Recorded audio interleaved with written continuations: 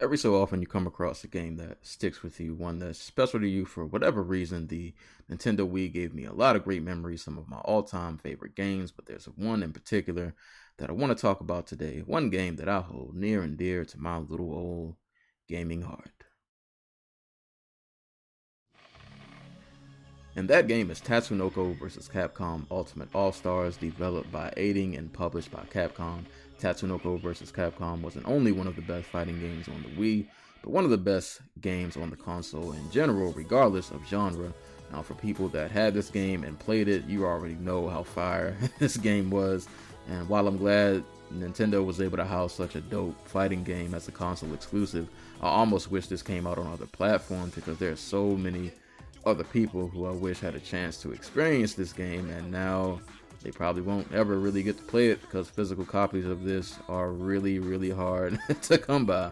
Now, I don't know the exact details about the history of this game, but my basic understanding of how it became to be is that Tatsunoko Productions approached Capcom and said, hey, we should make a fighting game. Capcom said, bet. Sounds like a good idea, let's do it. And as a result, we got one of the most unique crossovers when it comes to versus type fighting games. The first thing that popped out to me about Tatsunoko vs. Capcom was the presentation. The majority of versus type fighting games, a la a Marvel vs. Capcom or SNK vs. Capcom, those are presented in a 2D fashion, but Tatsunoko vs. Capcom switched it up and actually went for a 3D style, but they kept the feeling of the game familiar by having you fight on a 2D plane. So even if the look threw you off, once you started to play, you immediately felt right at home. The playstyle of Tatsunoko vs. Capcom is pretty easy to pick up, even for those who aren't the sweatiest of sweating fighting game fanatics.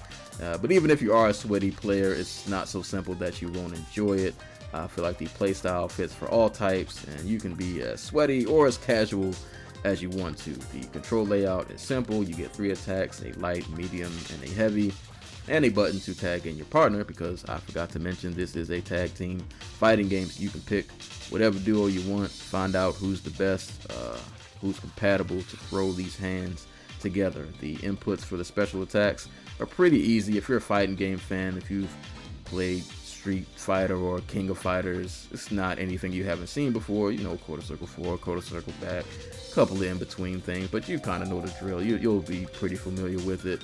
And depending on the character, you might have to pull off certain moves that you can only do when you're airborne.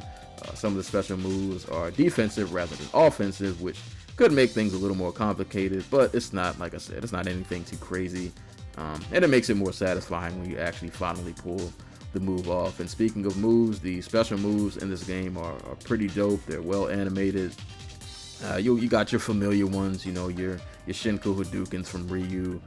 Zero's Dark Hold is really dope, and then you got some of the more interesting special attacks, like whatever Duranjo and her goons are doing on the screen right now. It's kind of wacky, but I like it. It's got personality. I enjoy it. Seriously, anybody who enjoys fighting games, no matter what your skill level is, you can pick this up and jump right into it. And as much as I love the playstyle of Tatsunoko vs. Capcom, of course, none of this would matter if the characters that you played with weren't cool.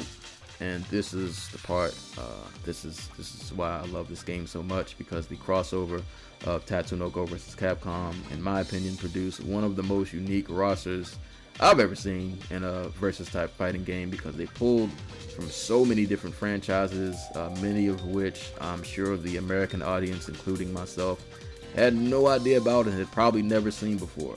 But to me, that gave the roster charm. It gave it diversity in terms of just team matchmaking and overall gameplay. Let's start with the Capcom side, because I'm sure most of us are familiar with that side. Now, when you think of Capcom and fighting games, obviously one of the first games you're going to think of is Street Fighter. Now, you think for a crossover type game that maybe half the Capcom side would just be all of our favorite Street Fighter characters. But nope. They only gave us 3 of them. They gave us Ryu, Chun-Li, and Alex. But fear not, because the rest of this roster is fire. Elsewhere, you got Batsu from Rival Schools, Frank West from Dead Rising, Mega Man Volnut from Mega Man Legends, Roll from Mega Man, Zero from Mega Man X, Morrigan from Darkstalkers, PTX-40A from Lost Planet, Saki from Quiz Denaro Dreams, I don't even know what that is, Kaijin from Onimusha, Dawn of Dreams, and my man's the GOAT, the legend, Beautiful Joe is also in the building. And the boss is actually Yami from Okami, but I don't like that fight, so we're not going to talk about him. But roster's fire, bro. Love the roster, because outside of playing with some of these characters in their respective game, you won't really see a lot of these characters in other fighting games. And speaking of characters that you don't see in other fighting games, let's take a trip over to the Tatsunoko side, because that is where this gets really interesting. Now, the reason that I love the Tatsunoko side is because 98% of these characters I had never heard or seen before, but it put me onto some new characters and new anime properties that I didn't know about, like this Gatchaman series, which introduced me to this clip, which has been the highlight of my week. Let's watch it together.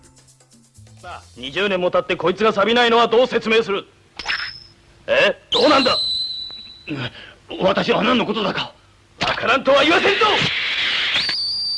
残念だったな。さすがはガッチャマン、よく見破ったな。だがもうここからは出られんぞ。貴様を道連れにしてやるぞ。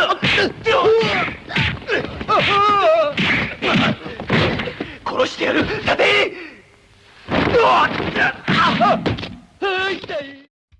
Something about that combo is hilarious to me. But for the roster, for the Tatsunoko side, we got Ken the Eagle, Joe the Condor, and June the Swan from Science Ninja Team Gatchaman. You got Tekkaman from Tekkaman the Space Knight, Tekkaman Blade from Tekkaman Blade, Polymer from Hurricane Polymer, Yatterman 1, Yatterman 2, and Duranjo from Yatterman, Ipatsuman from Yakuten Ipatsuman. Might have butchered that, my bad if I did. We also have the very large and in charge Gold Lightning from Golden Warrior Gold Lightning. Now remember I said earlier that I didn't know 98% of the Tatsunoko roster, but two of them I was aware of. Just had no idea that they were under the Tatsunoko umbrella. The first of those being Kashan from Neo Human Cashern, who I knew of because I had watched the reboot of the anime Cashern Sins, which I enjoyed. But then they came through. Tatsunoko dropped another banger, bruh. They dropped another GOAT. I don't know if y'all know about him. My man Karis is in the building. And Karis the GOAT, bruh. Karis the GOAT. Quick side story. Once upon a time, way back in the days of Ancient, I used to work at a store called Hollywood Videos. Those of us who are a certain age probably know that store, are very familiar.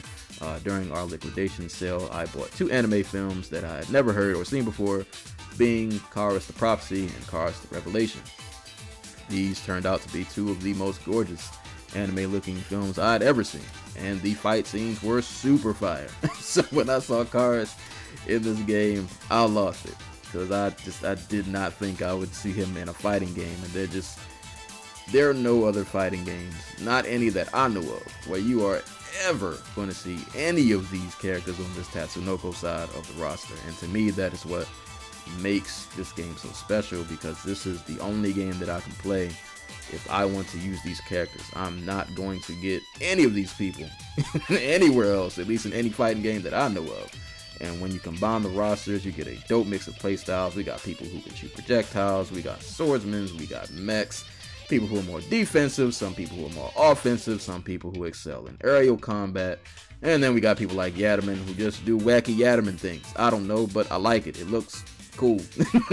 And when you add in the fact that it's a tag team game, you can pull off tag team special moves together. It's just a hodgepodge of greatness. Just a nice mix of greatness, and it's awesome. I love it.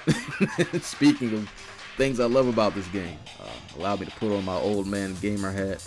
I also love Tatsunoko Vs Capcom because it reminds me of the old school way that I used to play games. There's no DLC, no buying character packs, anything like that. If you want to unlock secret characters, you just got to keep playing the game, bro. If you complete the game a certain amount of times with Capcom characters, you'll get a secret character on their side of the roster. And same with Tatsunoko. Complete the game with a certain amount of characters on their side, and you get one of their secret characters. And you can also earn Zenny, earn that moolah, and you can use that to unlock alternate colorways for the characters in terms of the outfits. You can also purchase illustrations and things you can view in the gallery, which just adds more to the game and just helps round it out. And also, if I haven't mentioned it, but you're definitely hearing it, the music in this video is all from the Tatsunoko Vs Capcom soundtrack, which in my opinion is pretty solid. Not the best, but it got some slappers on here, man. You got some tracks that are more upbeat, EDM, electronic like, and then you got some other tracks that are more jazzy, more soulful. My personal favorites being Gishelle Shaft, I'm probably butchering that, and Willamette Parkview. Both slappers, love both of those tracks.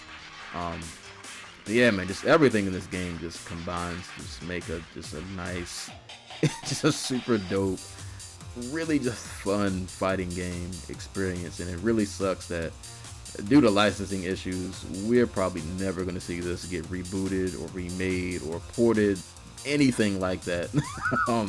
So this was kind of a moment, man. Like, if you were here when it dropped and you were there when it happened, you got to enjoy a standout highlight of the Nintendo Wii and just an overall dope fighting game that I feel like is very underrated and just kind of often forgotten about in conversation. And if you weren't there because you didn't have a Wii or you missed out for whatever reason, you just kind of missed out. Unless you can somehow find a copy of this game in the wonderful world of the internet. Every now and again it pops up on Amazon, but you're definitely going to pay more than retail price. So, have good luck on your journeys. I hope you can find a copy.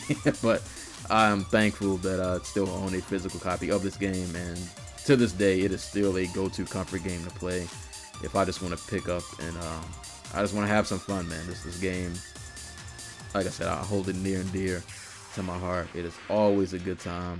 I love putting people onto this game. I know people to this day when I stream this on Twitch who had never seen this before, and I love putting people onto this, man. This game was just really, really fun. If I could sum up all of my feelings about Tatsunoko vs Capcom, I would just say that Tatsunoko vs Capcom was the crossover I never knew I needed, but thank God I got it. My name is Serial Sensei.